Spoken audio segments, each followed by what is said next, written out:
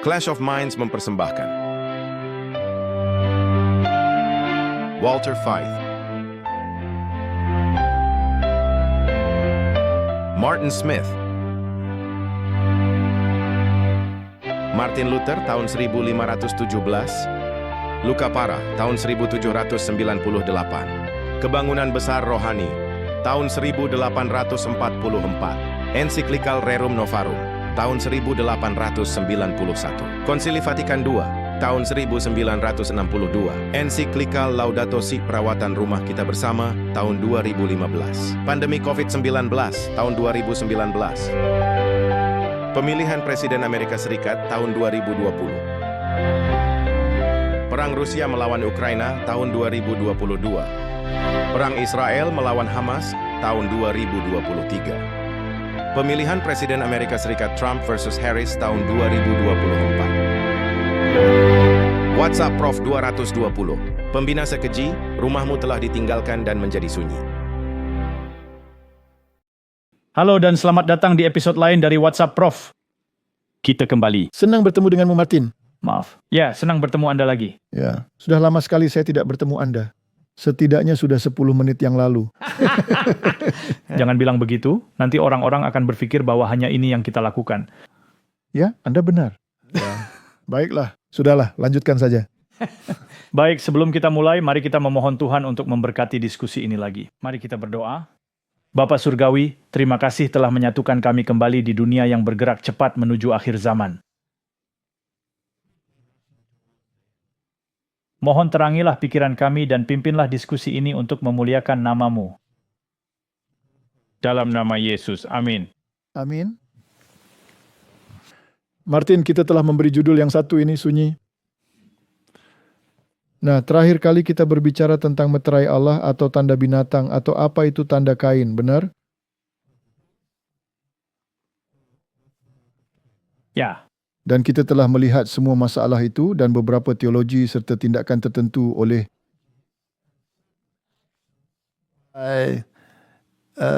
orang-orang di dunia dan oleh gereja Tuhan yang dapat mengarah ke titik di mana Tuhan menyatakan mereka sunyi. Itu pemandangan yang sangat menyedihkan. Sangat menyedihkan. Itu terjadi beberapa kali. Rumahmu telah ditinggalkan dan menjadi sunyi. Itu benar-benar dikosongkan. Dikosongkan dari apa? Dari roh Allah. Jadi sesuatu yang mengerikan pasti sedang terjadi. Jadi apa artinya? Sunyi.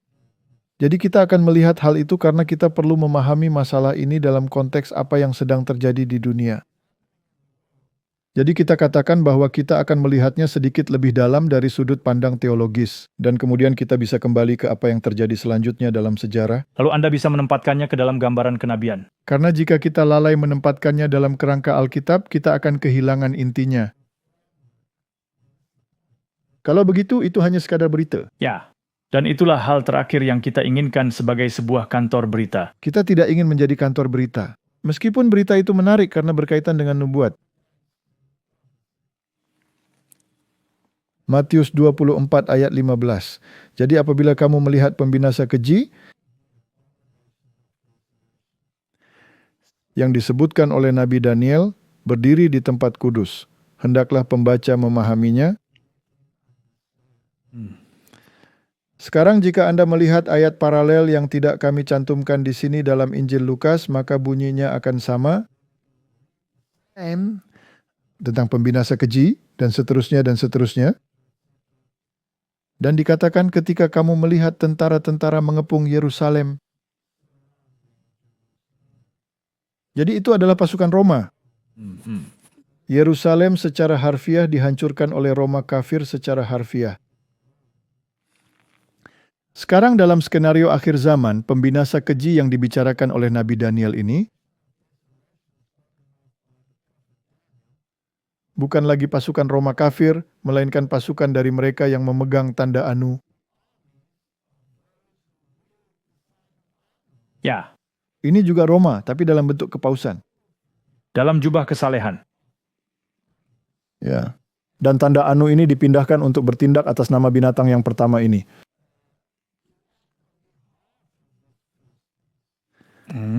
Dan kita telah membahas hal itu dalam diskusi terakhir kita. Jadi ketika saya melihat pasukan ini, struktur kekuasaan ini yang akan memaksa dunia, dan saya melihatnya berkembang, dan saya melihatnya mendapatkan jejak Romawinya, dengan para pemimpin yang mengenakan, Anda tahu, tanda-tanda abu dan ketundukan pada sistem Romawi ini. Dengan kata lain, ketika gereja dan negara bersatu dan negara menggambarkan aspek-aspek dari satu agama tertentu secara khusus, maka saya akan mulai khawatir tentang pembinasa keji itu. Jadi apa pembinasa keji yang membuat sunyi itu? Tentunya ini pasti merujuk pada tanda binatang itu. Itu benar. Karena setelah tanda binatang itu, datanglah kesunyian, Kehancuran.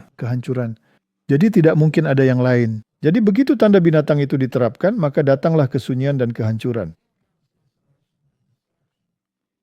Tapi agar tanda binatang itu bisa diterapkan, pertama-tama harus ada kekosongan pikiran. Ya, dan menjauh dari apa yang Tuhan inginkan. Ya, karena mengapa Anda akan menerimanya jika Anda tidak memiliki pola pikir yang benar atau pola pikir itu pola pikir yang salah, bukan? Jadi Martin, seluruh gambaran ini menjadi sangat menarik. Jadi ketika di zaman kuno, pada tahun 70 Masehi, mereka melihat pasukan berdiri di tempat kudus, maka Anda harus pergi dan mempelajari kitab Daniel. Jadi pengepungan tentara pertama terjadi sebelum tahun 70 Masehi. Ya. Saat itulah mereka tahu, oke, sekarang mereka telah mempelajari sang nabi. Dan kemudian ada pengepungan kedua, dan karena mereka telah mempelajari kitab Daniel, mereka tahu apa yang sedang terjadi. Jadi akan ada upaya-upaya untuk mengambil alih. Jadi Martin, ketika kamu melihat hal ini terjadi, pelajarilah Alkitabmu dan pelajari kitab Daniel. Tuhan di sini secara sengaja menunjuk khusus pada kitab Daniel. Ini adalah sebuah pelajaran. Sebenarnya penting untuk menyadari bahwa kamu harus mempelajarinya sekarang. Ya. Seperti mereka harus mempelajarinya sebelum yang kedua, karena setelah itu sudah terlambat. Benar. Sekarang menariknya Markus juga menggunakan istilah ini, tetapi ketika kamu akan melihat kekejian yang membinasakan, yang dibicarakan oleh Nabi Daniel, berdiri di tempat yang tidak seharusnya. Ya. Itu sangat menarik. Jadi disitulah tempat kudus itu. Sekarang itu berada di tempat yang tidak seharusnya. Seharusnya itu tidak ada di sana. Seharusnya itu tidak ada di sana. Gereja dan negara seharusnya terpisah. Kamu seharusnya tidak memiliki Roma dan dari keduanya yang sekuler dan spiritual akan menjadi satu. Ya, seperti yang dikatakan Universitas Georgetown seharusnya. Pedang yang dihunuskan itu. Benar. Biarlah dia yang membaca mengerti, biarlah mereka yang berada di Yudea melarikan diri ke pegunungan. Jadi ini semua hal yang sangat menarik yang harus kita bandingkan antara apa yang terjadi dulu dan apa yang terjadi sekarang. Bukankah ini juga hampir seperti keluarlah darinya umatku? Oh, tentu saja. Larilah demi nyawamu. Doa Kristus bukan hanya untuk mereka yang saat itu menjadi muridnya, tetapi untuk semua yang akan percaya kepadanya melalui perkataan murid-muridnya. Bahkan sampai akhir dunia, Yesus baru saja akan menyerahkan nyawanya untuk membawa kehidupan dan kekekalan pada terang. Dan setelah banyak penderitaan dan penolakan sehari-hari, Kristus melihat ke depan 2000 tahun kepada gerejanya di akhir zaman. Ini hampir seperti sebuah nubuat bahwa hanya akan butuh 2000 tahun dari masa Kristus hingga akhir dunia, benar? Ya, tidak tertulis kira-kira 2400 tahun. Tidak. Jadi Tuhan telah memiliki gereja sejak hari itu, melalui semua perubahan zaman hingga hari ini. Doa Kristus memberikan kepada kita sebuah model gereja. Mereka harus bersatu satu sama lain dan dengan Tuhan. Ketika orang-orang percaya bersatu dengan Kristus, pokok anggur yang hidup, mereka menjadi satu dengan Kristus, dipenuhi dengan simpati, kelembutan, dan kasih. Biarlah setiap jiwa menggemakan doa itu dalam pikiran, dalam permohonan, dalam nasihat, agar mereka menjadi satu seperti Kristus satu dengan Bapa. Dan untuk tujuan ini, alih-alih mengarahkan senjata peperangan kepada mereka yang berada dalam barisan kita sendiri, biarlah senjata itu diarahkan kepada musuh-musuh Allah dan kebenaran. Jadi Martin, Pesan yang harus disampaikan ke dunia bukanlah pesan yang kamu hantamkan kepada gereja, yaitu menaati perintah-perintah dan berpegang pada kesaksian,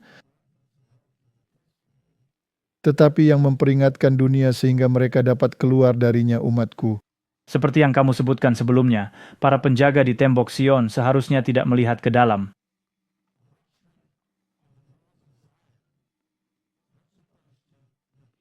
Tidak. Mereka seharusnya. Mereka seharusnya memiliki teropong yang sangat kuat dan harus mengawasi apa yang terjadi di luar sana untuk memperingatkan orang-orang agar tidak ikut-ikutan dengan masalah-masalah ini. Jadi kita tidak boleh melayang-layang di atas gereja-gereja untuk terus menopang mereka. Kita seharusnya memberitakan pekabaran 3 malaikat. Yesus menyatakan kepada para murid yang mendengarkan penghakiman yang akan menimpa Israel yang murtad. Sekarang ingatlah bahwa itu adalah contoh dari apa yang akan terjadi pada akhirnya, benar? Karena Matius 24 adalah nubuat tentang akhir zaman pada saat itu. Dan terutama pembalasan dendam yang akan menimpa mereka karena penolakan dan penyaliban mereka terhadap Mesias. Inilah masalahnya.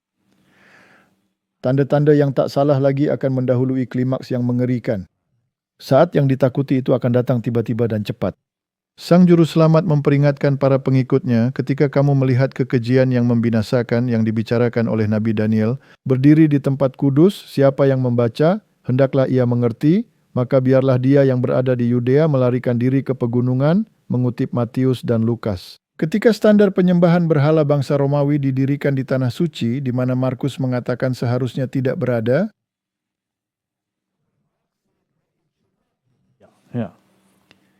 yang membentang beberapa mil di luar tembok kota, maka para pengikut Kristus harus mencari keselamatan dalam pelarian. Ketika tanda-tanda peringatan terlihat, mereka yang ingin melarikan diri tidak boleh menunda-nunda. Di seluruh tanah Yudea serta di Yerusalem sendiri, sinyal untuk melarikan diri harus segera dipatuhi. Dia yang kebetulan berada di atas atap rumah tidak boleh turun ke rumahnya, bahkan untuk menyelamatkan harta bendanya yang paling berharga. Mereka yang sedang bekerja di ladang anggur tidak boleh meluangkan waktu untuk kembali mengambil pakaian luar mereka yang ditanggalkan saat mereka bekerja keras di bawah terik matahari. Mereka tidak boleh ragu-ragu sedetik pun agar tidak terlibat dalam kehancuran umum. Saya percaya kita hidup di antara 2 pengepungan. Saya juga percaya demikian. Sudah ada upaya untuk membawa undang-undang dan undang-undang hari Minggu dalam rancangan undang-undang RUU Blair dan kita sedang menunggu pengepungan kedua. Inilah saatnya Anda harus memperingatkan orang-orang. Anda harus menggunakan teropong Anda. Dan Anda harus melihat apakah tentara Romawi itu mendekat, bahkan ke dalam barisan dan jantung gereja, di tempat yang seharusnya tidak boleh ada. Benar. Tentu saja. Seharusnya tidak ada di sana. Darah Kristus dan darah para muridnya yang telah mereka bunuh, ditanggungkan kepada mereka, kepada orang-orang Yahudi, yang dibicarakan sebagai suatu bangsa, bukan sebagai individu, karena ribuan orang Yahudi menerima Mesias. Dan mereka mengalami penghakiman yang mengerikan. Kutukan Tuhan mengikuti mereka, dan mereka menjadi bahan ejekan dan cemoohan bagi orang-orang kafir dan orang-orang Kristen. Dan mari kita lanjutkan ke bagian ini. Beberapa orang akan melihat bahwa nubuat telah digenapi mengenai mereka, dan mereka akan menerima Yesus sebagai juru selamat dunia, dan melihat dosa besar bangsa mereka dalam menolak Yesus dan menyalibkannya. Individu-individu di antara orang Yahudi akan bertobat dan hal itu terus terjadi. Tetapi sebagai sebuah bangsa, mereka selamanya ditinggalkan oleh Allah. Ketika Yesus berkata, rumahmu ini akan ditinggalkan dan menjadi sunyi sepi. Dia tidak mengatakan untuk sementara waktu. Tidak, dia tidak mengatakannya. Dan mereka tidak lagi dipertahankan sebagai umat yang mewakili Tuhan, karena mereka telah menolak Mesias. Gereja Kristen yang pada tahun-tahun pertamanya terdiri hanya dari orang Yahudi atau hampir seluruhnya orang Yahudi.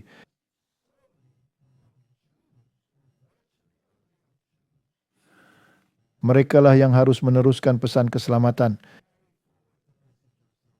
Pesan yang sama yang dimulai di Eden. Benar. Itu tidak pernah berubah. Tetapi sebagai sebuah bangsa, mereka selamanya ditinggalkan oleh Allah. Jika Anda menyangkal Mesias, Anda telah kehilangan inti pesannya. Benar kan? Sepenuhnya. Anda telah kehilangan inti pesannya. Jadi Martin, rumah dan bait suci itu dihancurkan dan menjadi sunyi sepi. Kemudian paus di sini yang sedang berdoa di tembok ratapan, sebenarnya melambangkan bahwa dia menginginkan kebangkitan bait suci. Tetapi Paulus dengan jelas mengatakan bahwa gereja telah menjadi bait Allah yang hidup. Dan tidak akan ada satu batu pun yang tersisa. Dan satu orang itu akan menganggap dirinya sebagai Tuhan di bumi dan akan mencoba duduk di gereja itu, berpura-pura bahwa dia adalah Tuhan dan membuat aturan-aturan serta melanggar meterai Allah dan menempatkan meterainya sendiri sebagai gantinya. Ada seorang wakil. Berikut adalah kutipan dari buku Israel of God, Palmer Robertson tentang Israel milik Allah. Dia menyatakan bahwa pengakuan akan suatu umat yang khusus yang menjadi penerima berkat-berkat penebusan Allah, namun memiliki keberadaan yang terpisah dari gereja Yesus Kristus menciptakan masalah teologis yang tidak dapat diatasi. Yesus Kristus hanya memiliki satu tubuh dan hanya satu mempelai, bukan dua. Satu umat yang dia klaim sebagai miliknya sendiri yang merupakan Israel sejati milik Allah. Umat ini terdiri dari orang Yahudi dan non-Yahudi yang percaya bahwa Yesus adalah Mesias yang dijanjikan. Jadi saya bukan satu-satunya yang mengatakan hal itu. Ini telah menjadi semboyan para reformator sejak awal kemunculan mereka. Benar. Jadi Martin Luther ketika berbicara tentang Galatia 6 ayat 16, dia berkata mengenai Israel milik Allah. Di sini Paulus menyerang para rasul palsu dan orang-orang Yahudi yang membanggakan nenek moyang mereka, pemilihan mereka, hukum Taurat dan sebagainya. Seolah-olah dia mengatakan Israel milik Allah bukanlah keturunan fisik Abraham, Ishak dan Israel, melainkan mereka yang bersama Abraham, orang percaya pada janji-janji Allah yang sekarang dinyatakan dalam Kristus, baik mereka orang Yahudi maupun non-Yahudi. Bukankah dia mengatakan hal yang persis sama? Persis sama. Jadi Martin, bisakah kita memiliki dua organisasi yang hidup berdampingan, keduanya mengklaim sebagai wakil Allah dan umatnya di bumi ini? Yang satu menerima Mesias dan yang lainnya menolaknya. Tidakkah itu tidak masuk akal? Tidak masuk akal jika mereka mengaku berasal dari Tuhan. Tidak. Jadi ketika kita membaca bahwa sebagai sebuah bangsa, mereka selamanya ditinggalkan oleh Allah, maka kita harus memahami bahwa itu karena mereka menolak Mesias. Mereka belum menerimanya. Selesai. Dan jika mereka mengatakan bahwa mereka sedang menantikan Mesias sekarang, mereka menjelaskan dengan jelas bahwa bukan Yesus yang mereka tunggu. Bahkan Talmud mengatakan beberapa hal yang sangat mengerikan tentang Yesus dan apa yang dia alami, bukan? Sebaiknya kita tidak membahas itu. Jadi ketika mereka ingin membangun bait suci yang ketiga, Martin, bukankah itu sebuah penghujatan? Sepenuhnya. Itu sama saja dengan mengusir Yesus. Itu benar-benar meniadakan Yesus. Sekarang mereka menjadi terlantar karena mereka menolak Mesias dan ajarannya. Ketika gereja Kristen mengikuti jejak mereka, tidakkah gereja juga akan menjadi terlantar? tentu saja akan. Jadi Martin, kita diberitahu bahwa binatang dalam kitab Wahyu yang telah kita bahas berulang-ulang dikatakan sebagai sistem Katolik Roma. Ya. Hal yang sama berlaku di sini bahwa yang Anda bicarakan bukanlah orang Yahudi secara individu. Ini adalah mereka sebagai sebuah sistem, sebagai sebuah bangsa. Dan Katolik sebagai sebuah sistem dan sebagai sebuah bangsa, karena mereka memenuhi syarat sebagai sebuah bangsa, bahwa mereka memiliki masalah-masalah tertentu yang membuat rumah mereka menjadi sunyi. Ya, ajaran dan doktrin dan semua itu. Jadi mari kita lihat apa masalah mereka. Nah, ketika Anda membuka Wahyu 13 ayat 5 dan 6, dan kepada binatang itu diberikan mulut yang penuh kesombongan dan hujat. Jadi jelaslah bahwa dia adalah kekuatan yang menghujat. Melawan Tuhan. Kepadanya diberikan juga kuasa untuk melakukannya 42 bulan lamanya. Kita baru saja membaca di bagian terakhir yang kita bahas, bahwa ia mengatakan bahwa ia berada di atas Alkitab. Benar kan? Itu adalah pernyataan yang menghujat. Dan kemudian ayat 6 memberitahu kita tentang apa yang dimaksud dengan penghujatannya. Lalu ia membuka mulutnya untuk menghujat Allah, menghujat namanya. Itulah karakternya. Dan karakternya diwujudkan dalam hukum dan itu harus dimeteraikan di dahimu. Right? Jadi dia menghujat hukum Allah yang melambangkan karakter Allah. Sebuah studi Alkitab singkat yang menunjukkan bahwa karakter dan sifat-sifat Kristus identik dengan karakter dan sifat-sifat hukum Taurat tentu saja, dan kemah kediamannya. Bagaimana Anda menghujat sebuah kemah suci? Pada dasarnya kemah suci adalah bait suci, karena awalnya berbentuk tenda dan kemudian dibangun menjadi sebuah bait suci. Jadi apa yang dilambangkan oleh kemah suci? Itu melambangkan tipologi keselamatan. Oke, ya. Penebusan. Benar. Jadi jika Anda memiliki gambaran tentang kemah suci di sini, maka Anda masuk melalui pintunya. Dan Kristus berkata bahwa dialah pintunya. Anda dihadapkan pada mezbah korban bakaran, dan ada seekor anak domba yang akan dikorbankan, dan Anda harus mengaku dosa-dosa Anda, meletakkan tangan Anda di atas anak domba itu, dan kemudian anak domba itu dikorbankan, yang melambangkan Yesus Kristus, yang telah membayar harga untuk Anda, dan menjadi anak domba korban. Ketika Anda masuk melalui pintu, Anda dikelilingi oleh dinding kain linen putih, yang melambangkan kebenaran yang berasal dari Kristus. Itulah pembenaran. Jadi Anda menerima pembenaran oleh iman. Anda dibasuh di bejana pembasuhan ini dengan pembasuhan kelahiran kembali, dan kemudian Anda masuk ke dalam tempat kudus di mana Anda menerima pengajaran tentang terang dunia, yakni kaki Dian, yang adalah firman Allah yang disuplai oleh minyak yang melambangkan Roh Kudus. Anda memakan roti kehadirannya? Akulah roti hidup yang turun dari surga. Itulah firman Allah, Anda menginternalisasikannya dan Anda melihat mezbah dupa di mana Kristus menjadi pengantara bagi Anda. Dan di sisi lain, di ruang Maha Kudus terdapat tabut perjanjian dengan 10 perintah Allah dan tutup pendamaian. Jadi itulah rencana keselamatan. Anda menerima Kristus sebagai juru selamat Anda dilindungi oleh kebenaran Kristus. Anak domba korban telah mati untuk Anda. Anda mengaku dosa-dosa Anda. Dia membayar harga untuk Anda. Dia membasuh Anda. Dia menguduskan Anda melalui penyerapan firman-Nya, menjadi selaras atau menyelaraskan diri dengan prinsipnya, menginternalisasikannya, menerima pengantaraannya, berterima kasih kepadanya, karena menjadi tutup pendamaian yang melindungi Anda dari hukuman hukum Taurat, dan Anda kembali selaras dengan tuntutannya, pergilah dan jangan berbuat dosa lagi. Itulah rencananya. Ini seperti menuliskannya di dahi dan di tangan Anda. Tepat sekali. Menerapkannya. Jadi ketika dia menghujat kemah suci, maka entah bagaimana dia harus mengubah apa yang terjadi di kemah suci ini. Misalnya, dia berkata, Anda tidak bisa langsung pergi kepada Kristus, karena doktrin Katolik mengatakan, ketika Anda pergi langsung kepada Kristus, Anda hanya bisa datang dengan rasa takut dan gemetar. Jadi Anda harus memohon perantaraan Maria dan para orang kudus untuk melakukannya atas nama Anda. Apakah itu mengubah kemah suci? Sepenuhnya. Dia berkata tidak ada penebusan dosa. Yesus tidak pernah mati untuk Anda. Dia mati sebagai tindakan ketaatan, tapi dia tidak mati untuk Anda, dan Anda masih harus membayar harga diri Anda di api penyucian. Anda akan membakar habis harga yang Anda hutang. Tapi bukankah itu meniadakan kemah suci di sini?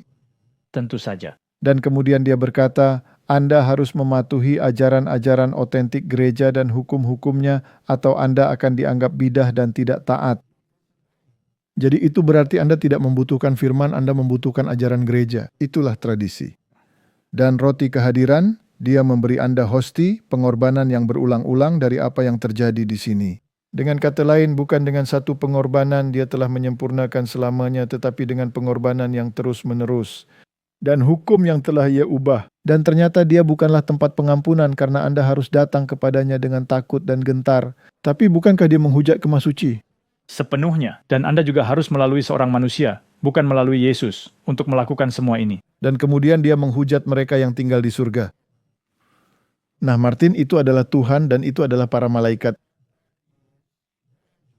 Dia menggambarkan para malaikat sebagai bayi-bayi gemuk kecil yang terbang di sekitar. Itu sangat mengerikan. Dan dia mengatakan bahwa Yesus adalah makhluk yang diciptakan. Ya, Bapa menciptakannya. Bapa menciptakan mereka dan keduanya bersama-sama meniupkan roh ke dalam keberadaan. Tetapi di dalam dia ada hidup yang tidak dipinjam, tidak diturunkan. Dia memiliki hidup di dalam dirinya sendiri. Ya Tuhan, apakah itu menghujat Tuhan? Tentu saja. Jadi Martin, jika Anda menyangkal cara Anda diselamatkan melalui darah anak domba, maka Anda menyangkal prinsip pembenaran.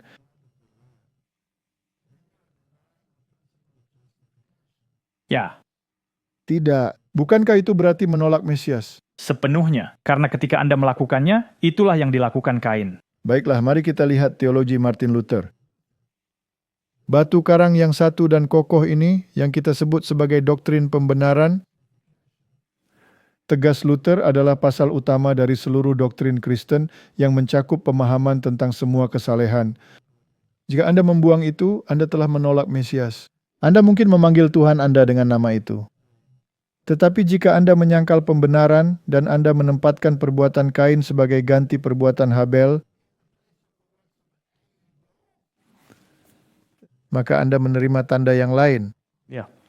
Jadi bagi Luther, tradisi doktrin keselamatan oleh anugerah semata melalui iman semata demi Kristus semata adalah prinsip dasar yang menjadi landasan bagi semua ajaran lainnya.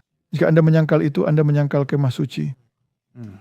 Jadi inilah kutipan lain dari buku Iman dan Perbuatan yang mengatakan, biarlah pokok masalahnya dibuat jelas dan gamblang, bahwa tidak mungkin mempengaruhi apapun dalam kedudukan kita di hadapan Allah atau dalam pemberian Allah kepada kita melalui jasa makhluk. Tidak ada yang bisa saya lakukan untuk diselamatkan. Jika iman dan perbuatan dapat membeli karunia keselamatan bagi seseorang, maka Sang Pencipta berkewajiban kepada ciptaannya. Disinilah kesempatan bagi kepalsuan untuk diterima sebagai kebenaran. Jika ada orang yang dapat memperoleh keselamatan dengan apapun yang mungkin dilakukannya, maka ia berada dalam posisi yang sama dengan orang Katolik yang melakukan penebusan dosa bagi para hambanya. Maka dia membayar untuk itu. Keselamatan, dengan demikian, sebagian adalah hutang yang bisa diperoleh sebagai upah. Jadi Martin, ini adalah masalah utamanya. Kita telah melihat bahwa Israel kuno menolak Mesias dan rumah itu menjadi sunyi. Setiap organisasi yang terus menolaknya, menolak dia sebagai Mesias adalah organisasi yang sunyi. Itu saja. Tidak ada apa-apa di sana. Sekarang bagaimana dengan gereja yang menerimanya? Bisakah saya mengikuti jalan yang sama? Jika mereka mengubah prinsip-prinsip mereka dalam bentuk atau cara apapun terkait hal ini, maka mereka melakukan hal yang sama, hanya saja dengan cara yang lebih halus, lalu mereka menjadi kosong. Bukankah begitu? Tentu saja. Jika Anda menyetujui hal ini, dengan cara apapun, Anda akan menjadi kosong. Kosong. Apakah Anda ingin menjadi kosong tanpa roh Allah? Tentu saja tidak. Jadi mari kita pastikan siapa yang dikutuk di Konsili Trente. Nah, ini dia. Ini adalah tulisan mereka. Siapapun yang mengatakan bahwa orang berdosa dibenarkan hanya oleh iman saja, sehingga berarti bahwa tidak ada hal lain yang diperlukan untuk bekerja sama dalam rangka dan untuk mendapatkan anugerah pembenaran, biarlah dia terkutuk. Jadi jika Anda mengatakan bahwa hanya melalui penebusan Kristus saja Anda diselamatkan, maka Anda adalah orang yang terkutuk. Karena mereka berkata tidak, Anda harus melakukannya dengan cara Kain. Anda harus membawa karya Anda sendiri. Anda harus melakukan pekerjaan Anda sendiri. Bisakah Anda mengerti mengapa kami harus membahas tentang tanda Kain di episode terakhir? Anda harus membuatnya sangat jelas. Dan ini adalah hal yang sangat berbahaya untuk dilakukan. Karena dalam hal ini, Anda juga memiliki sesuatu yang dapat Anda lakukan untuk mendapatkan pembenaran ini. Dan siapapun yang mengatakan bahwa orang berdosa dibenarkan hanya oleh perhitungan kebenaran Kristus saja, atau hanya oleh pengampunan dosa tanpa kasih yang disebarkan dalam hati oleh Roh Kudus, tanpa anugerah yang ditanamkan, biarlah dia terkutuk. Mengapa hal ini sangat bertentangan dengan kitab suci? Jadi ini adalah kebalikan dari ajaran Protestan. Ya, karena ini menghilangkan kesempurnaan yang Kristus lakukan untuk Anda. Tapi bagaimana dengan proklamasi bersama saat ini tentang pembenaran? proklamasi tentang pembenaran. Dan apakah mereka mengatakan hanya oleh anugerah melalui karya penyelamatan Kristus yang sama sekali salah? Ini dimulai pada tahun 1999 dan semua orang telah menandatangani hal itu. Hanya oleh iman melalui darah penebusannya. Itu saja. Jadi ini adalah cara yang licik untuk membuat orang menerima persembahan Kain. Jadi titik awal dasar resmi Vatikan adalah manusia itu sendiri. Dengan kata lain, bukan Kristus. Ini berasal dari dokumen Vatikan, Gaudium et Spes. Manusia sendirilah yang harus diselamatkan. Umat manusialah yang harus diperbarui. Oleh karena itu, manusia adalah kunci dari diskusi ini. Kau tahu, Martin, aku merasa mual. Karena keselamatanku, jika bergantung pada manusia, lebih baik aku melupakannya saja. Tidak, karena ini persis seperti teologi Kain. Inilah teologi Kain. Manusia dianggap utuh secara keseluruhan dengan Yesus di dalamnya, Tidak mungkin. dengan tubuh dan jiwa, hati dan nurani, pikiran dan kehendak. Inilah alasan mengapa batin yang suci dalam menyatakan takdir mulia manusia dan menegaskan unsur ilahi dalam dirinya, itu adalah penghujatan. Menawarkan untuk bekerja sama tanpa syarat dengan umat manusia dalam memupuk rasa persaudaraan yang sesuai dengan takdir mereka. Martin, ini adalah penyangkalan terhadap seluruh Injil pembenaran. Ya. Ini adalah premis yang mengerikan. Ini benar-benar menyingkirkan Kristus. Jadi dalam sistem Romawi, rumah itu kosong untuk waktu yang lama. Ya, Jadi sekarang dia telah jatuh karena ada tulisan di dahinya, ibu dari pelacur-pelacur Babel. Jadi dia telah jatuh. Tapi bagaimana dengan Protestanisme? Jadi apa pemahaman Katolik Roma tentang pembenaran? Ini berasal dari Catholic.com. Ini adalah ensiklopedia mereka. Pembenaran. Ini ditulis dengan hati-hati. Transformasi orang berdosa dari ketidakbenaran menjadi kekudusan dan status sebagai anak. Martin, itu bukan pembenaran. tidak, Karena Anda tidak pernah dijadikan kudus. tidak, Anda hanya memiliki kekudusan yang diperhitungkan. Anda memiliki kebenaran asing yang telah diberikan kepada Anda oleh Kristus, tidak pernah dalam kitab suci Anda dijadikan kudus. dan itu kembali lagi ke takhta rahmat. Benar, itu adalah satu-satunya cara agar Anda dapat menjadi kudus jika Anda ingin mengatakannya seperti itu, ketika belas kasihan berada di atas, Jika itu adalah Kristus, itu adalah miliknya. itu adalah kebenarannya. Itu adalah kebenaran yang diperhitungkan. Tetapi mereka berkata, jika Anda mengatakan bahwa itu adalah kebenaran yang diperhitungkan, maka Anda adalah orang yang terkutuk. Baiklah, kemudian mereka mengatakan, yang menunjukkan perubahan orang berdosa dari keadaan tidak benar menjadi keadaan kudus dan menjadi anak Allah. Ini benar-benar bertentangan dengan apa yang dikatakan kitab suci. Mari kita buka kitab suci untuk memastikannya. Jadi mari kita bahas dengan cara membandingkan. Roma 3 ayat 28. Karena kami yakin bahwa manusia dibenarkan karena iman dan bukan karena ia melakukan hukum Taurat. Apakah Paulus di sini terkutuk? Menurut mereka ya, mereka pasti benar. Sebab itu kita yang dibenarkan karena iman, kita hidup dalam damai sejahtera dengan Allah oleh karena Tuhan kita Yesus Kristus. Apakah dia terkutuk? Ya, Kamu tahu bahwa tidak seorang pun yang dibenarkan oleh karena melakukan hukum Taurat, tetapi hanya oleh karena iman dalam Kristus Yesus. Sebab itu kami pun telah percaya kepada Kristus Yesus, supaya kami dibenarkan oleh karena iman dalam Kristus, dan bukan oleh karena melakukan hukum Taurat. Sebab tidak ada seorang pun yang dibenarkan oleh karena melakukan hukum Taurat. Apakah dia terkutuk? sepenuhnya. Martin, Martin. apakah kita yang sudah gila atau dunia yang sudah gila? Dunia, maksud saya, mereka telah menelan semua teologi Kain ini, karena masalahnya di sini adalah ini bertentangan dengan Yesus, iman kepada Yesus Kristus. Roma 4 ayat 11, dan tanda sunat itu diterimanya, berbicara tentang Abraham, sebagai meterai kebenaran berdasarkan iman yang ditunjukkannya sebelum ia bersunat. Jadi tanpa perbuatan, benar? Demikianlah ia dapat menjadi bapa semua orang percaya yang tak bersunat, supaya kebenaran mungkin apa kepada mereka? Diperhitungkan. Apa yang mereka katakan? Jika Anda mengatakan bahwa kebenaran Anda diperhitungkan, Anda terkutuk. Karena itu hal ini diperhitungkan kepadanya sebagai kebenaran. Martin, apakah rumah itu sunyi? Tentu saja. Oh, betul. Kata-kata ini, yaitu hal ini diperhitungkan kepadanya, tidak ditulis untuk Abraham saja, tetapi ditulis juga untuk kita, sebab kepada kita pun Allah memperhitungkannya. Semuanya dianggap sesat. Ya. Karena kita percaya kepada Dia yang telah membangkitkan Yesus Tuhan kita dari antara orang mati, tidak heran kitab Roma menjadi permata yang begitu berharga di tangan Martin Luther. Tapi juga tidak heran jika ditulis untuk Roma. Itu adalah poin yang sangat bagus. Terima kasih untuk itu. Jadi tidak heran, setelah melihat dikotomi dan keselarasan pemikiran ini, Martin Luther sampai pada kesimpulan bahwa wanita yang menunggangi binatang itu tidak lain adalah paus, dan raja-raja memberi penghormatan kepada sistem tersebut, alih-alih kepada Yesus Kristus. Ya. Jadi apa yang dia sebut tentang hal itu? Dia berkata tidak lain adalah kerajaan Babel dan antikristus itu sendiri. Karena siapakah manusia durhaka dan putra kebinasaan itu? Selain dia yang dengan ajaran dan ketetapannya menambah dosa dan kebinasaan jiwa dalam gereja, sementara dia duduk di dalam gereja seolah-olah dia adalah Tuhan. Semua kondisi ini sekarang telah dipenuhi selama berabad-abad oleh tirani kepausan. Itulah kesimpulan Martin Luther. Dan karena mereka belum mengubah doktrin itu, saya tidak punya pilihan selain setuju dengannya. Tidak ada pilihan lain.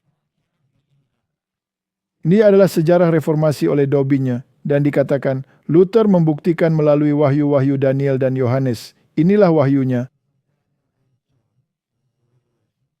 Melalui surat-surat Paulus, Petrus, dan Yudas, bahwa pemerintahan antikristus yang dinubuatkan dan digambarkan dalam Alkitab adalah kepausan. Dia tidak hanya mengusulkannya, dia membuktikannya.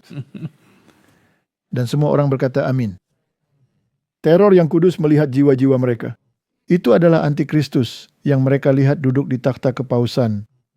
Gagasan baru ini, yang memperoleh kekuatan lebih besar dari deskripsi-deskripsi nubuatan yang dilontarkan Luther di tengah-tengah orang-orang sezamannya, memberikan pukulan yang paling dahsyat bagi Roma. Jika hari-hari itu tidak dipersingkat, tidak ada yang akan bertahan hidup. Jadi Tuhan dalam belas kasih-Nya memberikan pukulan yang dahsyat ini kepada Roma, tetapi dibutuhkan beberapa abad lagi untuk mengambil kekuasaan duniawinya. Atau begitulah kelihatannya. Mereka masih ada. Pergerakan tersebut kini telah beralih ke bawah tanah dan kini mulai muncul kembali di Amerika Serikat. Yep. Baiklah, jadi dulu semua orang setuju, tapi sekarang tidak ada yang setuju. Mengapa? Karena para Yesuit yang membenci Alkitab dan membenci reformasi menciptakan teologi futurisme Yesuit yang konyol ini. Bahwa Paus tidak mungkin menjadi antikristus karena dia hanya akan datang di masa depan. Jadi silakan ambil seluruh Alkitab Anda, buang saja. Itu tidak berlaku untuk Anda. Anda akan diangkat, Anda tidak akan menghadapi masalah-masalah ini, dan hanya orang-orang Yahudi yang akan bergumul dengan hal ini di masa depan, karena mereka adalah umat pilihan di bumi, dan oleh karena itu mereka membutuhkan tanah air. Jadi mari kita ciptakan satu melalui Rothschild. Ya. Tidak ada hubungannya dengan Alkitab. Ini selamanya sunyi sepi. Benar. Sekarang ada sistem lain yang sunyi sepi, yang berhasil menghindari reformasi. Jadi Review and Herald mengatakan, sementara dunia Protestan dengan sikapnya membuat konsesi kepada Roma, seperti mendefinisikan ulang doktrin pembenaran, Ya. kita harus bangkit untuk memahami situasi dan melihat pertarungan di hadapan kita dalam perspektif yang sebenarnya. Biarkan penjaga, apakah kita sudah membicarakan hal itu? Ya. Sekarang saya mengangkat suara mereka seperti sangkakala dan menyampaikan pesan yang merupakan kebenaran saat ini untuk masa ini. Biarkan mereka tahu di mana posisi kita dalam sejarah nubuatan agar semangat Protestantisme sejati dapat membangunkan seluruh dunia. Apa itu Protestantisme sejati? Pertama, itu adalah memprotes demi kitab suci dan memprotes melawan ajaran palsu Roma. Itu dia. Itulah yang harus kita lakukan. Itu adalah perintah maju kita. Saya melihat banyak orang yang masih melakukan itu. Yes. Martin. Kristus melihat ke masa depan. Dia melihat bagaimana kekristenan sejati akan hampir punah. Sehingga pada kedatangannya yang kedua, dia akan menemukan keadaan masyarakat yang mirip dengan yang ada sebelum air bah. Bahkan gereja-gereja akan terdemoralisasi. dan Alkitab akan diabaikan dan dinodai. Itulah yang saya bahkan tidak percaya kalimat pertama dalam Alkitab, pada mulanya Allah, bagaimana dengan sisanya? Benar. Jadi Martin, apakah perlu bagi kita untuk melakukan segala ketekunan? Ya, Jagalah hatimu dengan segala ketekunan, karena dari situlah terpancar kehidupan. 2 Petrus 1 ayat 5-7, dan selain itu, berusahalah dengan sungguh-sungguh, tambahkanlah kepada imanmu kebajikan, kepada kebajikan pengetahuan, kepada pengetahuan penguasaan diri, kepada penguasaan diri kesabaran, kepada kesadaran kesalehan, kepada kesalehan kasih persaudaraan, kepada kasih persaudaraan kasih. Jadi kasih agape adalah hal yang terakhir. Anda pasti mengasihi sesamamu sedemikian rupa sehingga Anda memperingatkannya. Bukan untuk memuaskannya. dan bukan untuk menghakiminya. Ya. Jadi apa arti dari segala ketekunan itu? Itu berarti banyak. Itu berarti ketekunan sehari-hari.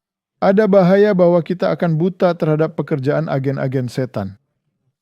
Saya pikir dunia menjadi buta, Martin, dan mereka tidak melihatnya lagi. Oh, tentu saja. Anda juga pernah menyebutkan tentang Samson, betapa butanya dia, dan hanya ketika dia benar-benar buta, Sehingga ia akhirnya sadar. Benar. Semoga dunia akan menyadari hal ini. Semoga mereka akan bangkit dari kebutaan mereka, dan kita tidak akan terjerat oleh godaan setan yang memikat. Oleh karena itu, firman datang kepada kita memberi segala ketekunan, tambahkanlah pada karaktermu anugerah-anugerah yang akan membuatmu kuat untuk melawan kejahatan. Dia yang kekurangan hal-hal ini adalah buta dan tidak dapat melihat jauh. Dia tidak menyadari kemiskinan rohaninya. Karena itu, saudara-saudara, berusahalah dengan sungguh-sungguh untuk memastikan panggilan dan pilihanmu. Karena jika kamu melakukan hal-hal ini, kamu tidak akan pernah jatuh. Karena dengan demikian akan disediakan bagimu secara berlimpah jalan masuk ke dalam kerajaan kekal Tuhan kita Yesus Kristus. Martin, kita perlu belajar. Kita perlu memahami di mana kita berdiri dalam aliran waktu. Dan dengan ketekunan, Ya. itu sangat penting. Jadi Martin Luther menyatakan bahwa seluruh dunia tersinggung dengan kejelasan tabel kedua dari 10 perintah Allah, karena akal dan nalar manusia sebagian memahami apa yang dilakukan bertentangan dengan itu juga. Ketika Allah dan firman-Nya dikutuk, dunia diam dan tidak menghiraukannya. Tapi ketika sebuah biara diambil alih atau daging dimakan pada hari Jumat, Martin, saya lihat mereka sekarang menjual burger ikan di Amerika Serikat dan mengiklankannya untuk masa Prapaskah. Atau seorang biarawan menikah, maka dunia berteriak inilah pelanggaran-pelanggaran yang keji. Bukankah itu brilian? Itu luar biasa. Anda bahkan dapat menerapkannya pada tidak ada yang berkata apa-apa ketika kekristenan dihina dalam sebuah film atau semacamnya, tetapi biarkan mereka mengambil agama lain dan mengatakan sesuatu yang menentangnya. Maka semuanya salah. Dan sekarang tampaknya jika Anda berbicara menentang doktrin Katolik, maka Anda dianggap menjijikkan. Tapi bagaimana jika doktrin itu tidak ada hubungannya dengan Alkitab? Mereka tidak peduli bahwa mereka menginjak-injak hukum Allah, tetapi jangan menginjak-injak makan ikan pada hari Jumat. Jadi ketaatan kepada Allah adalah ketaatan iman dan perbuatan baik. Artinya, orang yang percaya kepada Tuhan dan melakukan apa yang Dia perintahkan adalah orang yang taat kepadanya. Namun ketaatan kepada iblis adalah takhayul dan perbuatan jahat. Artinya, orang yang tidak percaya kepada Tuhan, tetapi tidak beriman dan berbuat jahat adalah orang yang taat kepada iblis. Dan Paulus berkata, aku tidak ingin kamu beribadah bersama setan atau menyembah setan. Martin, dunia ini sudah terbalik. Dunia tidak lagi tahu apa yang jahat, karena telah menolak firman dan hukum Tuhan. Jadi Martin, jika kamu menolak Kristus, maka kamu akan menjadi sunyi sepi.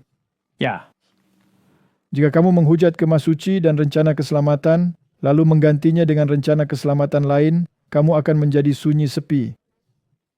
Jadi sekarang orang-orang Protestan yang menerima rencana keselamatan dan mengakui bahwa kebenaran diperhitungkan kepadamu,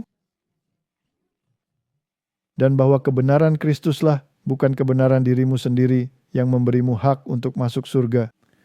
Bagaimana jika mereka mulai mengubah pendirian mereka? Apakah mereka juga kemudian akan menjadi sunyi sepi? tentu saja. Dan jika kamu menyelaraskan diri dengan yang lain, bahkan jika kamu bergabung dalam dewan ekumenis, kamu pasti akan menjadi sunyi sepi. Kamu dalam masalah besar. Baiklah, jadi sekarang Daniel 9 ayat 17, oleh sebab itu, dengarkanlah ya Allah kami, doa hamba-Mu ini dan permohonannya, dan sinarilah tempat kudus-Mu yang telah musnah ini dengan wajah-Mu demi Tuhan sendiri. Jadi pada zaman Daniel, bait suci telah dihancurkan, tempat itu menjadi sunyi sepi. Mengapa? Karena mereka tidak lagi melakukan apa yang seharusnya mereka lakukan. Itu adalah ketidaktaatan. Itu menjadi injil perbuatan dan kemurtadan.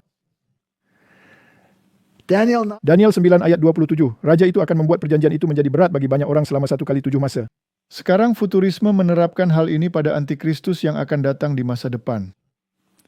Tetapi ini berhubungan dengan Mesias, dengan Yesus Kristus. Dan di pertengahan minggu itu, Mesias akan mengakhiri sistem pengorbanan. Jadi dengan kematiannya, dia menjadi pengorbanan yang tertinggi. Dan di atas sayap kekejian akan datang yang membinasakan. Ini adalah sebuah kiasma.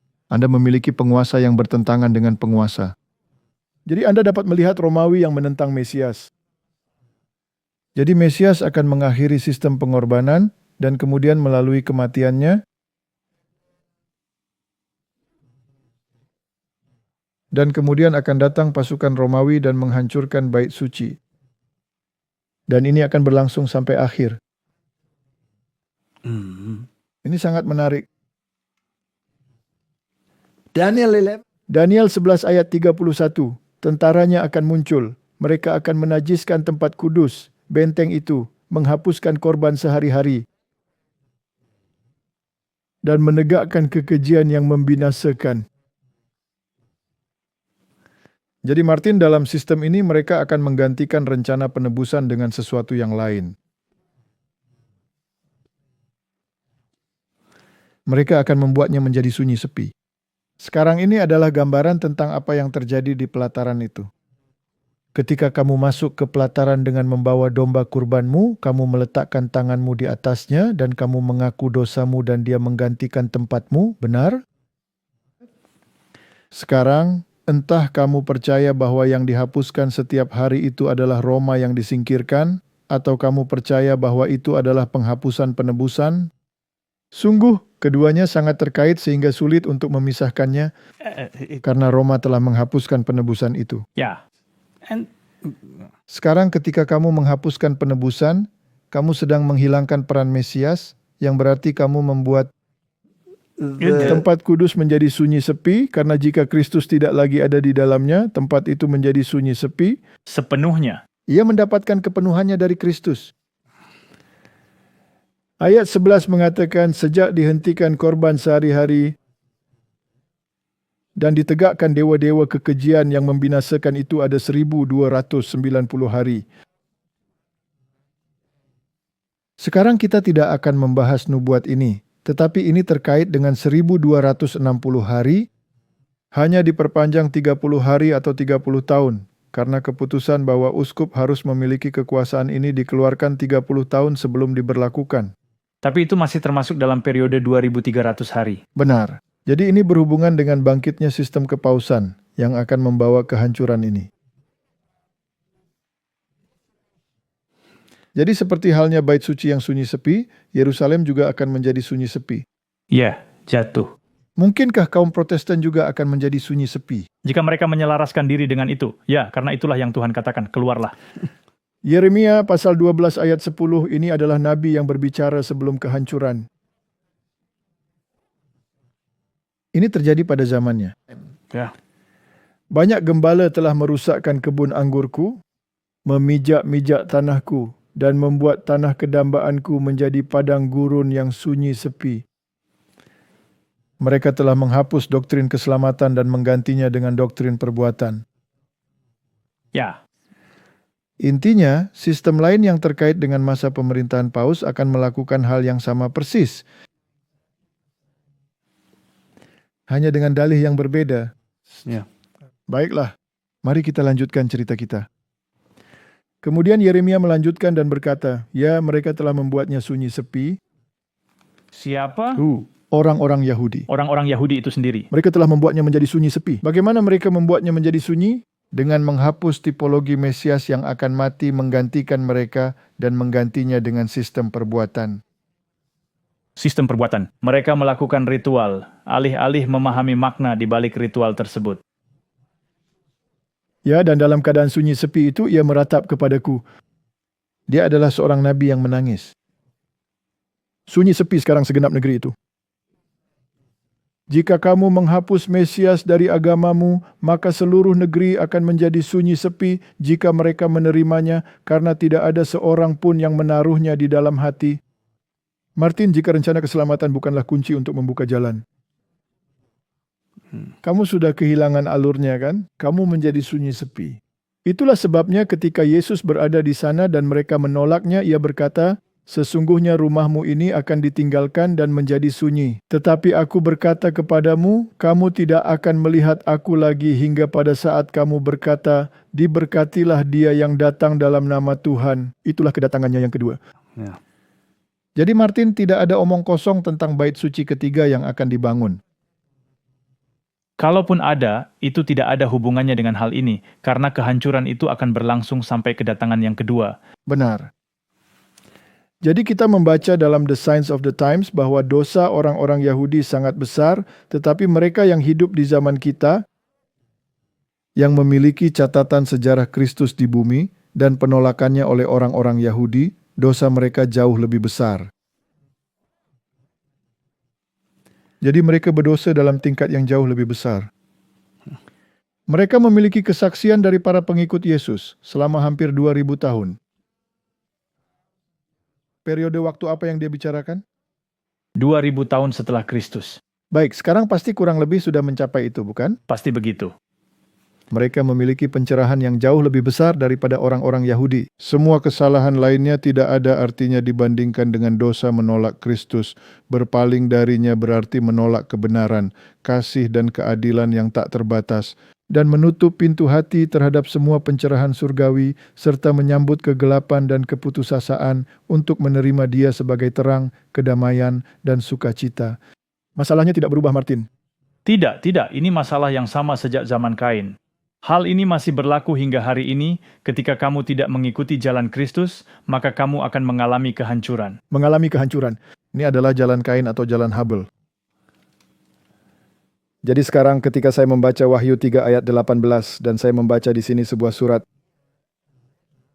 yang berlaku langsung untuk gereja sisa Allah di akhir zaman, mereka yang menaati perintah-perintah dan berpegang pada kesaksian seharusnya melakukan hal itu. Mengapa mereka harus dinasihati untuk membeli emas yang telah diuji dalam api? Dengan kata lain, karakter yang serupa dengan Kristus yang dibentuk dalam api penderitaan, agar kamu menjadi kaya dan berpakaian putih bersih, yaitu kebenaran Kristus, agar kamu berpakaian dan tidak mengenakan pakaianmu sendiri yang kotor, dan agar aib ketelanjanganmu, sifat dosamu tidak terlihat, dan melumas matamu dengan salep mata supaya engkau dapat melihat. Apakah mungkin bahkan orang-orang pilihan pun bisa tertipu? Dan kamu bisa berpikir bahwa sebuah sistem yang menempatkan nama Yesus di mulutnya, tetapi menyangkalnya dan menyebut segala sesuatu yang berkaitan dengannya sebagai kutukan, itu sudah pasti bermasalah. Ya, sayangnya banyak yang masih akan tetap buta. Jadi pintu hati harus terbuka bagi Roh Kudus, karena inilah yang menguduskan dan kebenaran adalah sarananya. Harus ada penerimaan akan kebenaran sebagaimana adanya di dalam Yesus. Itulah inti dari masalah ini. Ini adalah satu-satunya pengudusan yang sejati. Firman kebenaran, bacalah doa Kristus untuk persatuan. Jagalah mereka dalam namamu, yaitu namamu yang telah engkau berikan kepadaku, agar mereka menjadi satu sama seperti kita. Martin, tetapi ada begitu banyak perpecahan di dunia. Di dalam gereja, Ya, di dalam gereja. Doa Kristus bukan hanya untuk mereka yang sekarang menjadi murid-muridnya, tapi bagi orang yang akan percaya Kristus melalui perkataan murid-muridnya, bahkan sampai pada akhir zaman. Yesus sedang akan menyerahkan nyawanya untuk membawa kehidupan dan kekekalan ke dalam terang. Kristus di tengah penderitaannya dan setiap hari ditolak oleh manusia, melihat ke belakang selama 2000 tahun. Bukan 2500 tahun. Bukan 1800 tahun. Kepada gerejanya yang akan ada di hari-hari terakhir sebelum penutupan sejarah bumi.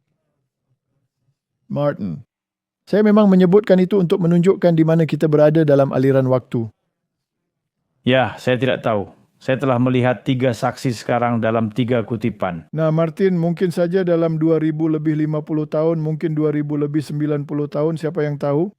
Mungkin 4000 tahun. Ini adalah jumlah yang mencakup semuanya. Baiklah, apa intinya semua ini? Intinya adalah kebenaran oleh iman, dalam kebenaran. Ya, Jadi pekabaran malaikat ketiga, beberapa orang telah menulis kepada saya menanyakan apakah pekabaran pembenaran oleh iman adalah pekabaran malaikat ketiga? Yang mengatakan jangan terima tanda binatang itu. Dan saya menjawab itu adalah pekabaran malaikat ketiga dalam kebenaran. secara lengkap. Nah Martin memelihara hari Sabat, mereka katakan itu adalah perbuatan. Tapi engkau sedang beristirahat. Tapi Anda sedang beristirahat. Jadi bagaimana Anda bekerja dan beristirahat pada saat yang sama? Saya tidak tahu. Itulah dikotomi yang berasal dari setan. Sedangkan pada hari Minggu, menurut Katekismus Gereja Katolik Roma, Anda harus melakukan pengorbanan. Oh, itu terdengar seperti perbuatan. Yaitu misa. Sekarang saya pikir pengorbanan itu sudah dilakukan. Jadi sekarang Anda sedang berusaha untuk melakukan pengorbanan lain. Dengan satu pengorbanan, Anda telah disempurnakan. Dengan kata lain, dibenarkan. Jadi untuk apa semua pengorbanan lain ini? Bukankah itu yang dilakukan oleh orang-orang Yahudi? Bukankah mereka terlibat dalam pengorbanan demi pengorbanan dan pengorbanan itu menjadi perbuatan dan bukan esensi dari pengorbanan yang adalah Kristus? Bukankah ini persis sama dengan yang dilakukan oleh orang-orang Yahudi, hanya dalam bentuk yang berbeda? Baiklah. Jadi dengan kata lain, Yesus adalah satu-satunya pengharapan bagi jiwa melalui iman yang merupakan kutukan, ngomong-ngomong, menurut mereka, setiap jiwa dapat berkata dengan pemazmur, siapakah yang kumiliki di surga selain engkau? Dan tidak ada seorang pun di bumi yang kuinginkan selain engkau. Saat orang berdosa berpegang pada Kristus dengan iman, dosa-dosanya tidak lagi ada padanya. Kristus berdiri di tempat orang berdosa dan menyatakan, aku telah menanggung kesalahannya. Aku telah dihukum karena pelanggarannya. Aku telah mengambil dosa-dosanya dan meletakkan kebenaranku ke atasnya. Martin, apakah dikatakan saya harus pergi ke imam duniawi? Saya harus mengaku dosa kepadanya. Dan dia memberi saya pengampunan, dan Kristus harus mematuhi keputusan saya sebagai seorang imam, baik untuk mengampuni atau tidak mengampuni, tetapi Anda masih harus membayar harga untuk dosa Anda. Oleh karena itu, Anda akan pergi ke api penyucian dan membakarnya. Dan satu-satunya yang bisa memberi Anda pembebasan dari api penyucian itu adalah Paus, yang akan menerapkan jasa Maria atau salah satu orang kudus, atau bahkan mungkin Yesus kepada Anda, sehingga Anda bisa mendapatkan pengurangan waktu dan bahkan bebas. Apakah dikatakan demikian? Tidak, sama sekali tidak. Juga tidak dikatakan bahwa Kristus berkata, aku akan menolongnya menjadi benar. Protestan mana yang bisa menandatangani dokumen di mana Paus menjadi pemimpin selama doktrin api penyucian masih ada? Ini tidak mungkin. Tidak mungkin, bukan? Tapi mereka melakukannya. Dan jika Anda menerima keutamaan kepausan, sementara doktrin api penyucian masih ada, dan Paus Fransiskus memberi Anda pengurangan waktu di api penyucian karena mengikuti tweetnya. Bisakah Anda duduk di dewan itu? Tidak mungkin. Ada yang salah di dunia ini, bukan? Tetapi kebenaran itu bukan, tidak akan pernah menjadi milikmu. Tidak. Itu selalu merupakan kebenaran Kristus. Di dalam Kristus, orang berdosa berdiri tanpa salah di hadapan hukum. Tetapi sia-sialah harapan untuk masuk surga jika kita tidak memiliki iman yang nyata dalam Kristus. Tidak ada kesenangan dalam hal-hal rohani, tidak ada sukacita dalam mengantisipasi kegembiraan surga. Anak Allah menemukan penghiburan dan damai sejahteranya di dalam Kristus. Dia senang merenungkan kekudusan rumah kekalnya di masa depan, dan bukan pada zaman keemasan di sini, Martin. Tidak, maaf. Dominasi dan kekuasaan. Itu adalah kemakmuran sementara dan kehancuran yang tiba-tiba. Maka Tuhan memerintahkan jadilah kudus karena aku kudus. Usaha yang terus-menerus dari seorang Kristen seharusnya adalah untuk menjadi sepenuhnya serupa dengan kehidupan Kristus. Kita harus berpaling dari kegelapan dan menghadap ke terang. Jangan dengan sikap ketidakpercayaanmu menuduh Allah berat sebelah atau tidak setia. Keraguanmu menyebabkan perenungan atas kebenaran janji-janjinya. Inilah yang harus kita lakukan. Ketika dengan iman yang hidup kamu datang kepada Yesus dan menjadi pelaku firman, kamu akan mengecap dan melihat bahwa Tuhan itu baik. Kamu akan berkata, oleh bilur-bilurnya kita disembuhkan. Inilah agama yang sejati. Apakah kita mendengarnya? Tidak. Tidak, kita melihat pembalasan dendam yang melintasi batas, dan kita melihat ini, itu dan yang lainnya, serta dominionisme dan kekuasaan, dan semua omong kosong ini, dan kita akan mengendalikan dunia. Apakah orang Yahudi mengatakan itu? Ya, Bukankah mereka ingin mengusir bangsa Romawi dan menjadi penguasa dunia? benar. Begitulah cara mereka menginginkan Kristus menjadi raja. Begitulah mereka. Faktanya, mereka masih menunggu Mesias yang sama untuk datang dan melakukan hal itu. Jadi jika kamu memiliki agama ini, kamu akan memikirkan Yesus, kamu akan berbicara tentang Yesus sebagai Dia yang rela dan mampu menyelamatkan sepenuhnya. Inilah dia. Dia percaya kepada Yesus Kristus sebagai juru selamatmu. Ketaatannya yang sempurna akan diperhitungkan atas nama Anda. Ketaatannya, bukan ketaatanku. Inilah intinya. Kamu diampuni saat kamu memandang Yesus sebagai pengganti dan kesucianmu. Janjinya adalah jika kita mengaku dosa kita, Dia setia dan adil untuk mengampuni dosa kita dan menyucikan kita dari segala ketidakbenaran, bukan kemewahan dan upacara dan omong kosong dan ritual dan puasa dan burger ikan dan apapun itu. Tak satu pun dari itu akan dihitung sebagai satu iota. Sama sekali tidak. Kedengarannya seperti ketika Simon si tukang sihir ingin membeli Roh Kudus. Kamu tidak bisa melakukannya. Kamu tidak bisa melakukannya. Jadi mari kita baca bagian-bagian yang disorot ini. Kristus datang ke dunia kita untuk membentuk ulang karakter manusia yang rusak, bukan untuk membangun kerajaan yang megah. Karakter yang sangat bengkok itulah yang Dia upayakan untuk direformasi. Saya harus mengakui bahwa itulah yang Dia lakukan. Saya punya kabar buruk untukmu. Kamu memiliki karakter yang sangat rusak yang perlu diperbaiki. Saya tahu itu. Dan saya senang bahwa saya tidak perlu mencoba melakukannya sendiri. Yes. Dia telah melakukannya. Dia memperbaikinya seperti yang diingatkan istrimu. Iya. Kemudian janji yang kaya adalah bahwa kita akan menjadi pengambil bagian dalam sifat ilahi.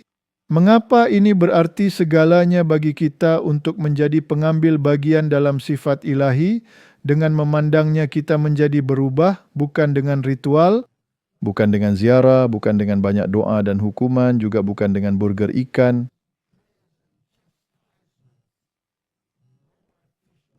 Tidak dan tidak. Saya tidak menjelek-jelekkan burger ikan. Jika kamu menyukainya, silakan makan saja. Saya tidak ada masalah dengan itu. Tapi jika itu menjadi keharusan, karena kamu harus melakukan sesuatu untuk dinyatakan benar, maka kamu membuang-buang waktu. Hal yang sama berlaku untuk jenis-jenis pembentukan rohani.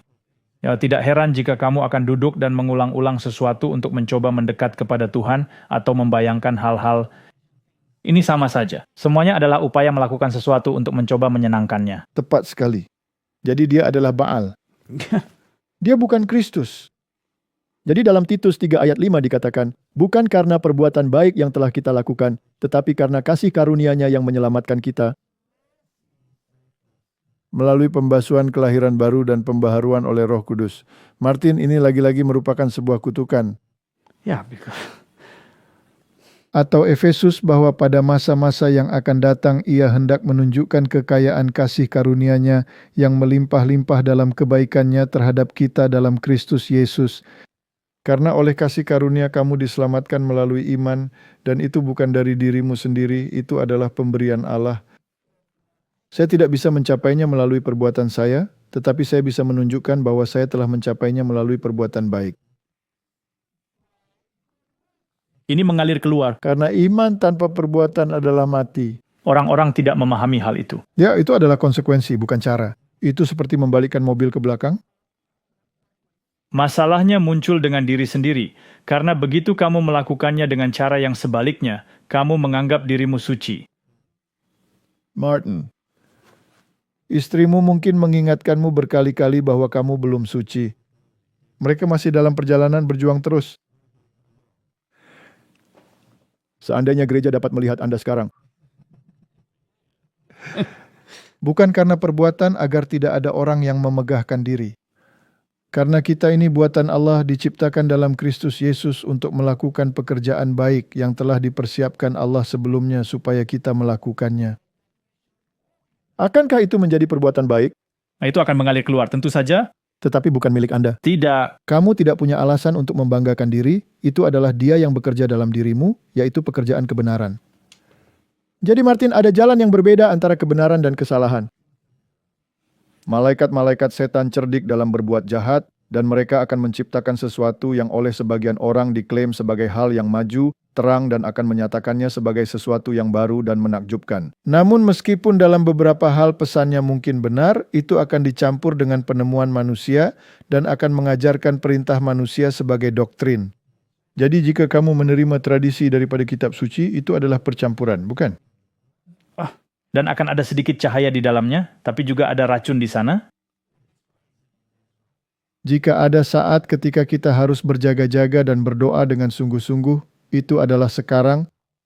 Banyak hal yang tampaknya baik perlu dipertimbangkan dengan hati-hati. Seluruh dunia saat ini sedang bertepuk tangan. Ya. Karena banyak hal yang tampaknya baik sedang terjadi, yang perlu dipertimbangkan dengan hati-hati. Kemana arahnya? Dengan banyak berdoa karena mereka adalah alat tipu daya dari musuh untuk menuntun jiwa-jiwa ke jalan yang begitu dekat dengan jalan kebenaran, sehingga hampir tidak dapat dibedakan darinya. Apakah itu mungkin? Inilah yang sedang kita hadapi saat ini. Sekarang juga. Tapi mata iman dapat melihat bahwa itu menyimpang. Itu membawamu ke arah yang lain. Ya, Meskipun secara hampir tidak terasa keluar dari jalur yang benar, pada awalnya mungkin dianggap benar-benar tepat, tapi setelah beberapa waktu terlihat sangat menyimpang dari jalan yang menuju kekudusan di surga. Saudara-saudaraku, aku memperingatkan kalian untuk membuat jalan yang lurus bagi kakimu agar yang lemah tidak tersesat dari jalan. Martin, inilah yang sedang terjadi di dunia. jadi itu berarti kamu harus bisa membaca tanda-tanda zaman. Kamu harus bisa membacanya. Karena jika tidak, kamu sedang berjalan di jalan yang salah. Benar. Ajaran sesat sekarang disajikan sebagai doktrin Alkitab. Kita melihat ratusan dari mereka. Waktunya telah tiba ketika kita tidak bisa bergantung pada doktrin yang sampai ke telinga kita, kecuali kita melihat bahwa itu selaras dengan firman Tuhan. Itu adalah ajaran sesat yang berbahaya yang akan disamarkan sebagai doktrin Alkitab, dan kita harus mengenal Alkitab sehingga kita tahu bagaimana menghadapinya. Iman setiap individu akan diuji, dan setiap orang akan melalui ujian kritik yang ketat. Kita berada di masa itu, jadi kita perlu waspada, seperti kata Petrus, berjaga-jaga karena musuh kita, iblis, bagaikan singa yang mengaum, berjalan keliling mencari orang yang dapat ditelannya. Jika kita tidak memahami bagaimana hal-hal yang disebut indah yang sedang terjadi sebenarnya menyimpang dari jalan keselamatan,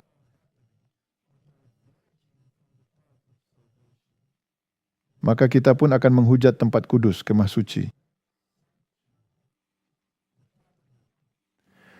Jadi krisis ini perlahan-lahan menyelinap di antara kita. Matahari bersinar di langit, menjalani rotasinya seperti biasa, orang-orang makan dan minum, berdesak-desakan satu sama lain. Kegembiraan tertinggi merajalela, namun masa percobaan akan segera berakhir, dan pintu rahmat mungkin akan segera tertutup. Apakah kamu setuju dengan hal itu? Saya setuju. Jadi mari kita sedikit lebih serius. Wahyu 18 berkata, "Dan setelah hal-hal ini aku melihat malaikat lain turun dari surga, memiliki kuasa besar dan bumi diterangi oleh kemuliaannya. Dan ia berseru dengan suara yang keras, katanya, Babel yang besar telah runtuh. Ia telah menjadi tempat kediaman roh-roh jahat dan tempat berlindung setiap roh najis dan sangkar setiap burung yang najis dan yang dibenci." Jadi ada roh kudus palsu. Roh-roh jahat ada di sana. Dan jika demikian, apakah Yesus ada di sana? Tidak, sama sekali tidak. Jadi apakah mereka telah menjadi sunyi sepi? Ya, Bisakah gereja-gereja menjadi sunyi sepi? tentu saja. Pasti. Maksudku, burung yang najis dan dibenci ini adalah bagian dari gereja-gereja. Dan itu adalah roh palsu. Jika roh itu berkata kepadamu, kamu tidak perlu menaati hukum, dan Yesus berkata, jika kamu mengasihi aku, kamu akan menaati perintah-perintahku. Maka keduanya jelas, kamu tahu, bertentangan satu sama lain. Yang satu berasal dari iblis dan yang lainnya tidak. Itu adalah tempat kediaman roh-roh jahat. Dan jika pembenaran sekarang hanya oleh anugerah saja, dan bukan oleh iman saja, dan itu ada dalam perbuatan Kristus, dan bukan dalam darah penebusan Kristus, lalu ajaran apakah itu? Apakah itu ajaran dari Roh Kudus atau ajaran dari iblis? Iblis? Hah? Ya, ajaran iblis. Baik. Itu berlawanan dengan Kristus. Dan ketika Alkitab mengatakan bahwa mereka telah mabuk oleh anggur murka percabulannya, dan raja-raja di bumi, itu bentuk jamak, telah berbuat cabul dengannya, dan para pedagang di bumi menjadi kaya raya melalui kelimpahan kemewahan hidupnya, karena semuanya dikendalikan oleh ksatria Malta dan para Yesuit. Dan aku mendengar suara lain yang berkata, satu-satunya solusi sekarang adalah keluarlah darinya, hai umatku. Suara itu adalah suara Tuhan. Itu adalah suara Tuhan. Tapi itu harus sampai ke orang-orang melalui suara kemanusiaan, ya.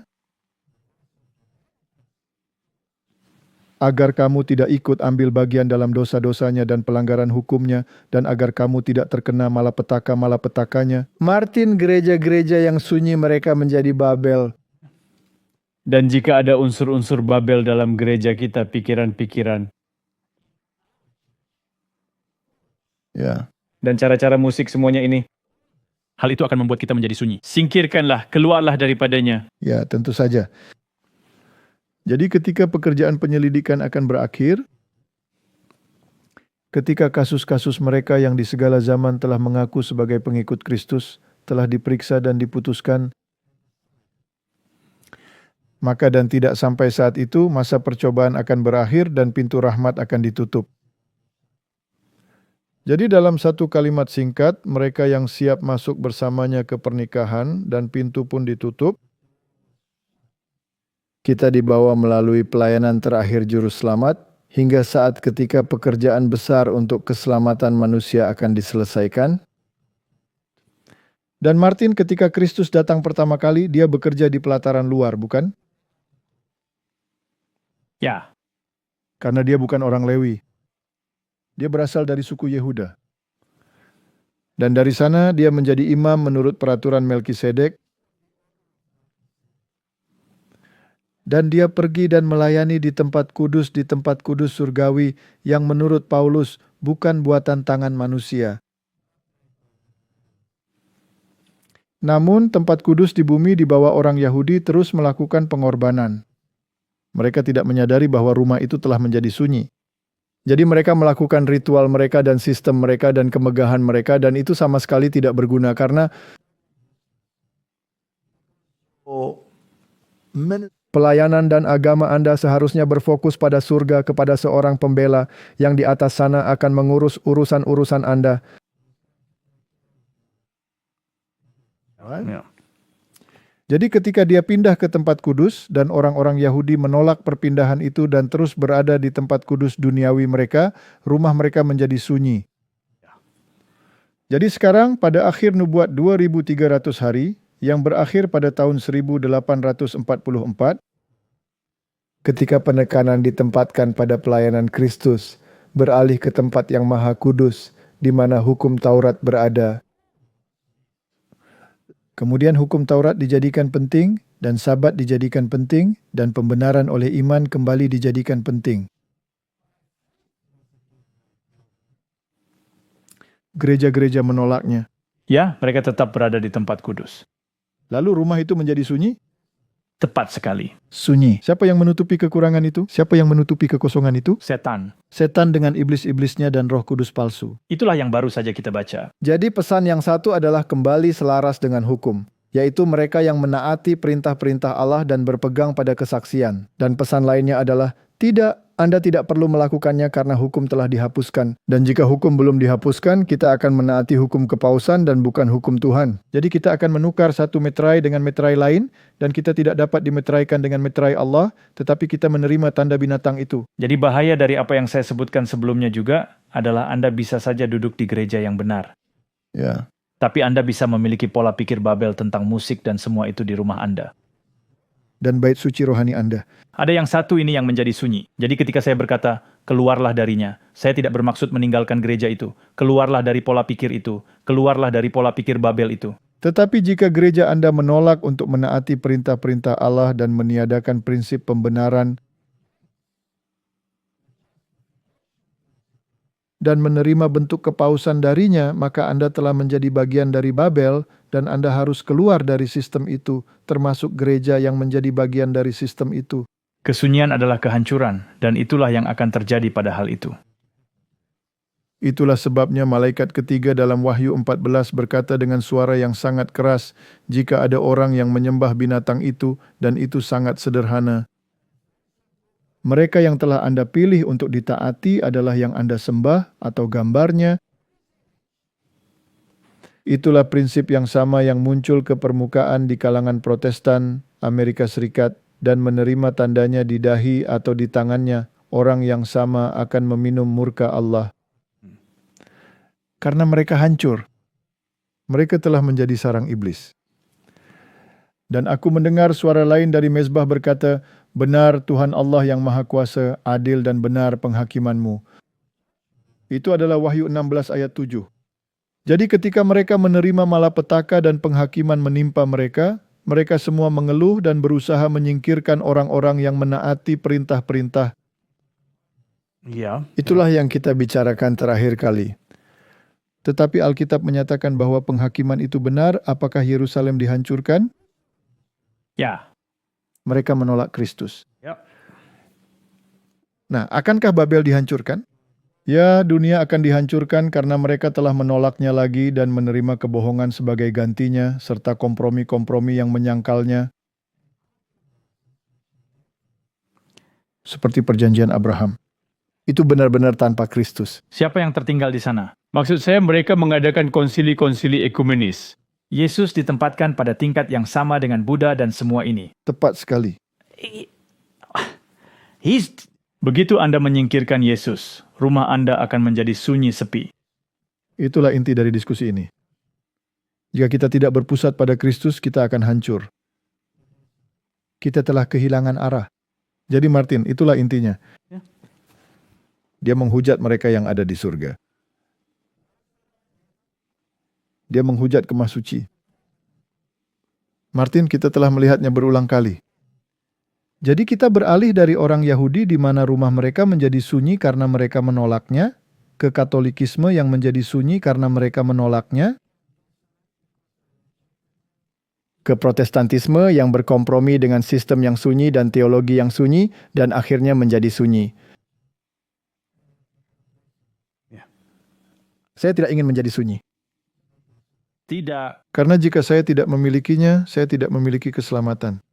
Saya lebih pilih untuk menjadi terkutuk menurut mereka tetapi tetap berpegang teguh padanya. Ya. Daripada berpegang pada sistem yang tidak dapat menyelamatkan. Amin. Mari kita berdoa.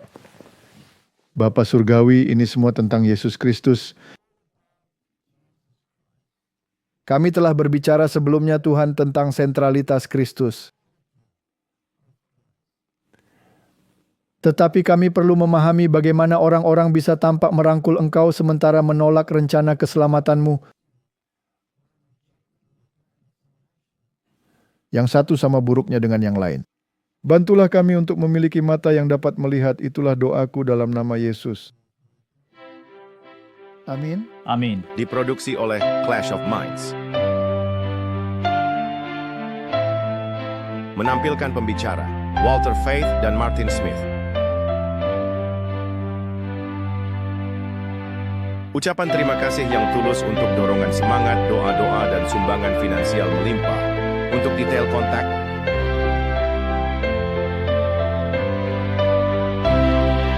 kami memuji Juru Selamat kami, Yesus Kristus yang setia dan sejati untuk kasih karunia dan belas kasihan dan hak istimewa bekerja di kebun anggurnya, guna menjangkau jiwa-jiwa bagi kerajaannya yang segera tiba.